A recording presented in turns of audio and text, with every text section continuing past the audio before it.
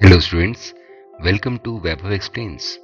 आज हम बात करने वाले हैं बेसिक कॉन्सेप्ट्स ऑफ वर्क के बारे में कि वर्क का साइंस के अकॉर्डिंग क्या बेसिक कॉन्सेप्ट है, उसके बारे में समझेंगे और जानेंगे वर्क किन किन चीज़ों पर डिपेंड करता है।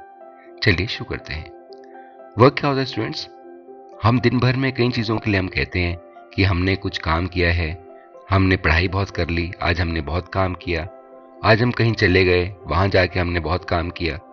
तो नॉर्मल भाषा में हम ये वर्क वर्ड या ये काम वर्ड हम बहुत यूज करते हैं, लेकिन साइंटिफिकली इस वर्क का मतलब क्या है और इसमें हम किस चीज को हम वर्क कहेंगे उसके बारे में जानते हैं। एक एग्जांपल समझते हैं स्टूडेंट्स। जैसे मान लीजिए मेरे पास यहाँ एक बॉक्स है। बॉक्स को मैंने एक सरफेस पे रखा हुआ है, हार्ड सरफेस पे, और यहां से मैं खड़े होकर इस बॉक्स को धक्का लगा रहा हूं, फोर्स लगा रहा हूं। और अगर ये बॉक्स यहां से डिस्प्लेस होकर थोड़ा सा भी आगे मूव कर जाता है तो मैं कहूंगा वर्क इज डन, वर्क हो गया है। इसका मतलब कि यहां पे मैंने एक फोर्स लगाया, फोर्स अप्लाइड, और क्या हो रहा है यहाँ पे, ये जो बॉक्स है ये पहले पॉइंट ए पे था और यहां से डिस्प्लेस होकर पॉइंट बी तक पहुंच गया, तो हम कहेंगे box have shown the displacement, box has shown the displacement. तो यानी जहां पर आप फोर्स अप्लाई कर रहे हैं और सामने की तरफ फोर्स अप्लाई किया हॉरिजॉन्टली और हॉरिजॉन्टली ही डिस्प्लेसमेंट हो रही है, तो आप कहेंगे कि force applied in the direction of displacement हुई है और इसे कहा जाता है work done. This is known as work done. ठीक है स्टूडेंट्स, जहां पे आप फोर्स अप्लाई भी कर रहे हैं और डिस्प्लेसमेंट भी हो रही है उसे कहा जाएगा वर्क डन। अगर इन दोनों में से एक भी चीज मिसिंग हो जाती है, या तो फोर्स कम रह जाए या डिस्प्लेसमेंट ना हो, तो वहां पे वर्क डन नहीं होता। जैसे एग्जांपल समझिए, मान लीजिए एक ट्री है। इस ट्री को एक बच्चा यहां पे आके धक्का लगाता है, फोर्स लगाता है, लेकिन क्या ये ट्री अपनी यहां जगह से हिलेगा? क्या ये यहां से डिस्प्लेस होगा? बिल्कुल नहीं।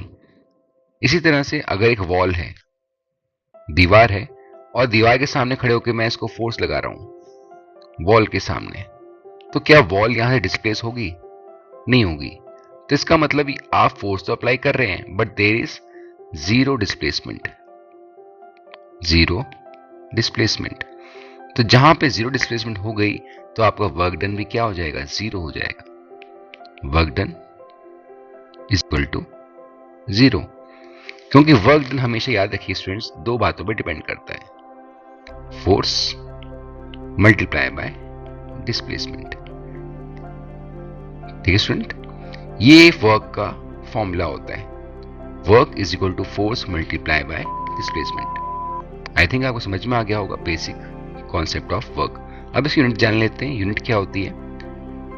वर्क की यूनिट होती है जूल्स, जिसको सिंबल होता है जे, कैपिटल जे। ठीक है स्टूडेंट्स, इसी तरह से फोर्स की यूनिट होती है न्यूटन, जिसका सिंबल होता है कैपिटल एन।